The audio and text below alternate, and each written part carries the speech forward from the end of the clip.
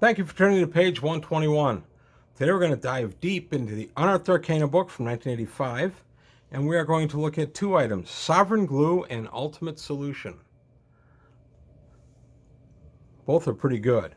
Sovereign Glue, this pale amber substance, is thick and viscous. Because of its particular powers, it can only contained only within a flask coated with oil of slipperiness, and each time any of the bonding agent is poured forth from the flask, a new application of the oil of slipperiness must be put on the flask within one round to prevent the remaining glue from adhering to the side of the container. You can actually glue your hand to the container if you're not careful. 1 ounce of the adhesive will cover approximately 1 square foot of surface, bonding virtually any two substances together in a permanent union. The glue takes 1 full round to set. If the objects are pulled apart before the time has elapsed, that application of the glue will lose its stickiness and be worthless. So as long as they're still together after the end of the round. If the glue is allowed to set, then attempting to separate the two bonded objects will only result in the rending of one or the other, except when oil of etherealness or ultimate solution is applied to the bond, since the sovereign glue is dissolved only by those liquids. And we'll go up the top here. A typical container of the substance holds 1 to 10 ounces of glue. So pretty nice. You can glue things together. I had a thief that had some of this, and I'd gotten 2 or 3 oils of slipperiness as well. So as a joke, I used to glue stuff like statues, smaller statues. I would glue them to the floor in a dungeon, or I would glue a door shut, or silly stuff like that. I only used it to be kind of silly, but it was a lot of fun. It was a waste of oil of slipperiness, I know, but it was still fun. And I want to go back to my pronunciation of the oil of etherealness. I got a lot of grief for calling the armor of etherealness ethereal. Etherealness, it's ethereal. I understand that. I should have explained in that video. Back when we started playing in 1980, we only knew a lot of these words by reading them. We started pronouncing etherealness instead of etherealness. That has stuck at my table, no pun intended, and it's kind of an affectation now. I should have mentioned that in the video, but I often know the correct pronunciation, but I often disregard it because I want to say it the way we say it at my table. So there's the explanation. But back to the sovereign glue. You cannot get the two things apart. So if you want to really mess with a magic user, just dump some of this into his spell book. It's a waste of a spell book, I know, but still. And I did use sovereign glue as an old Walpurgis kill. Craig was one of my victims in Walpurgis. Now, he was very mobile and very tough to pin down, and I couldn't think of a way to get him in one place. And then it occurred to me, sovereign glue. So as he was standing near a doorway, I had sovereign glue under pressure shoot out and coat him. And within a round, the sovereign glue hardened. There was nothing he could do. He was kind of glued to himself, glued to the floor. And I was able to then just have monsters come in and kill him once the sovereign glue had solidified. So that was one of my Walpurgis kills. Walpurgis, if you don't know, is an annual game I do around Halloween where my players bring in characters and I kill them. It doesn't count. It's just fun. And I have to come up with innovative ways to kill them, and they try to stay alive as long as possible. It's a silly game, but we've been doing it for 40 years. It's a lot of fun. Now we're going to take a look at the opposite side of the coin, and we're going to take a look at Ultimate Solution. Ultimate Solution. This strange and magical liquid appears to be nothing more remarkable than some sort of minor oil or potion. In fact, upon first examination, it seems to have the properties of oil of slipperiness and a potion of delusion.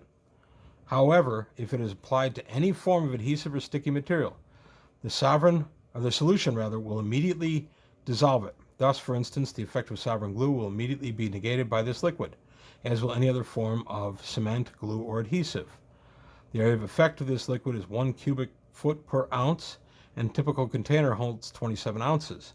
So 27 cubic feet, you throw that on a castle wall, you're going to dissolve the mortar that's holding the wall together. That could be pretty useful. If the liquid is carefully distilled to bring it down to 1/3 of its original volume, then each ounce will actually dissolve 1 cubic foot of material, organic or inorganic, just as if a disintegrate spell had been employed. To find if a target is affected by the concentrated solution, a successful roll to hit is required, and the subject is then entitled to save and throw versus spell. Inanimate objects are automatically affected by the solution. However, for magic items, they get a saving throw versus the disintegrate. So spell again, or interesting, versus disintegrate. And of course, if it's a +3 sword, it gets +3 to saving throw, that sort of stuff. So pretty neat. I've never seen anybody distill the ultimate solution down to its disintegrate form. If anybody at my table wanted to, I would say that it's absolutely doable. But if you were the magic user looking to do it, you would need to consult an alchemist to have him show you how it's done. Maybe if you did a couple of flasks with him of the ultimate solution and you got used to how to do it, then I might let the player character do it if they put in the time and the money. Otherwise, they would have to consult the sage each and every time. But the ultimate solution is the solution to the sovereign glue. So that's kind of neat. I like that you can make this, boil it down basically, and have it dissolve something as it disintegrate. And as I said, if you just use it in its pure form, you can take out a chunk of a castle wall by removing the mortar. Now, I realize that the castle wall still won't just fall over because the mortar is holding it together, but so is gravity to a point.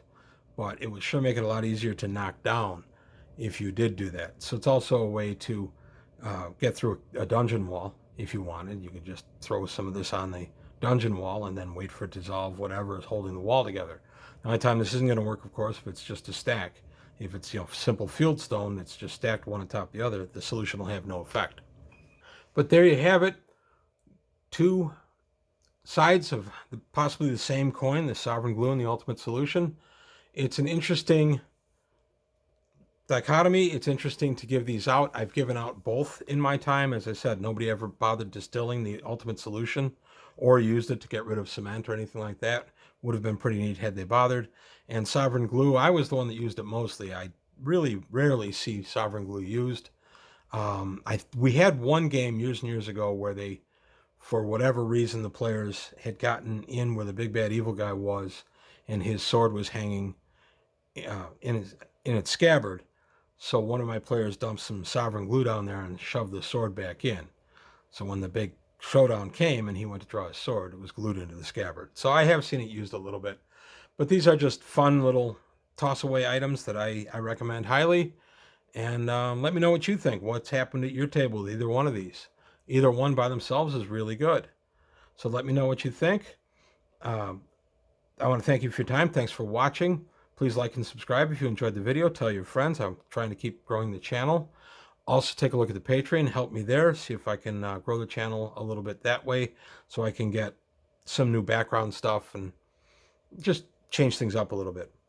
But that's all I've got today on page 121. I want to thank you for your time. Thanks for watching, and I'll see you next time.